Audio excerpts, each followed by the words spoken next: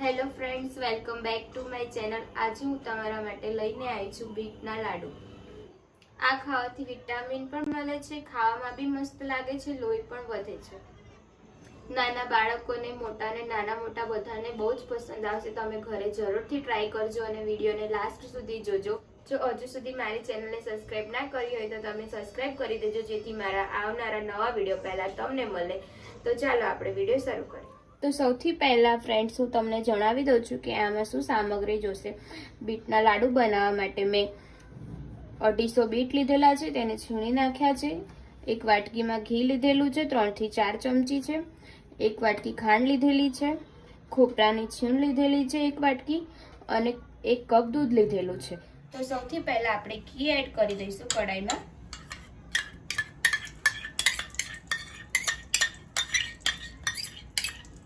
ઘીને થોડું ગરમ થવા દઈશું।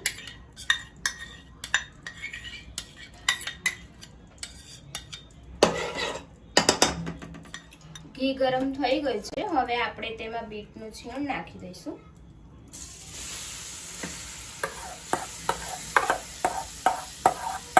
છીણેલું બીટ નાખ્યા પછી આપણે સરસ રીતે એને મિક્સ કરી દઈશું।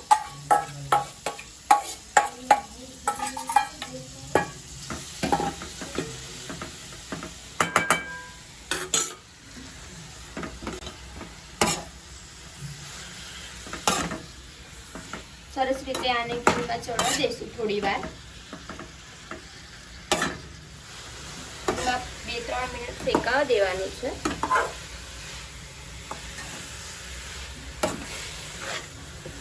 2 થી 3 મિનિટ થઈ ગઈ છે, હવે આપણે એમાં દૂધ એડ કરી દઈએ।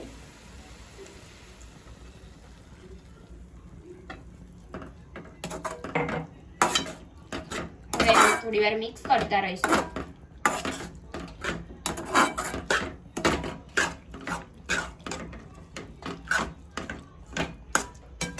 આમાં આપણે માવો એડ કરવાની જરૂર નથી, દૂધ વધારે નાખ્યું છે એટલે।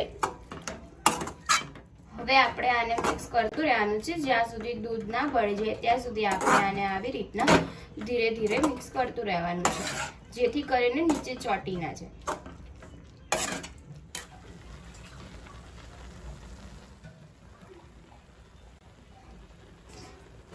હવે આપણે એક નાની વાટકી ખાંડ એડ કરી દઈશું।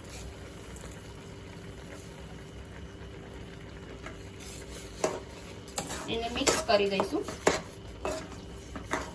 સરસ રીતે મિક્સ ના થઈ જાય ત્યાં સુધી આપણે તેને હલાવતા રહીશું। આને આપણે સરસ રીતે મિક્સ કરતા રહેવાનું છે। તમે જોઈ શકો છો સરસ કલર આવી ગયો છે। હજુ આપણે દૂધને થોડું ગળવા દેવાનું છે।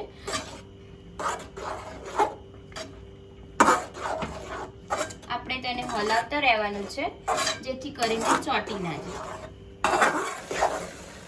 હવે દૂધ સરસ રીતે બળવા આવ્યું છે, હવે માત્ર 2 થી 3 મિનિટમાં આ રેડી થઈ જશે।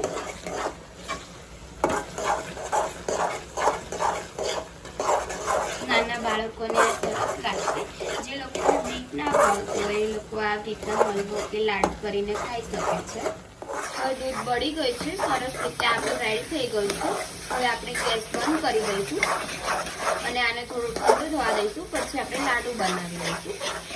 અને આ તમે હલવાની રીતે પણ ખાઈ શકો છો। જો લાડુ તમારે ના બનાવવો હોય તો હલવો પણ થઈ શકે છે। આનો થઈ ગયું છે, હવે આપણે તેના લાડુ બનાવી દઈશું।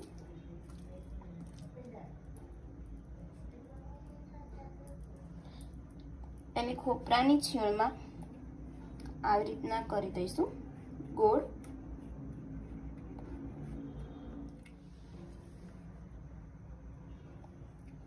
આવી રીતના આપણે બધા લાડુ બનાવી દઈશું।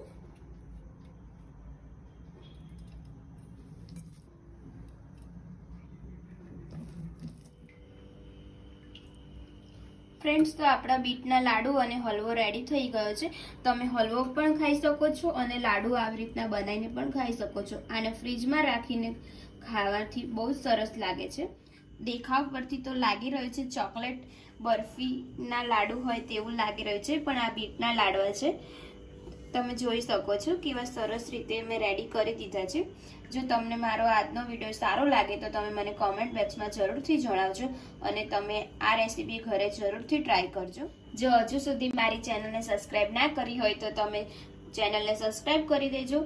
અને હવે મળીએ આપણે નેક્સ્ટ વિડીયો સાથે. જય માતાજી, જય શ્રી કૃષ્ણ.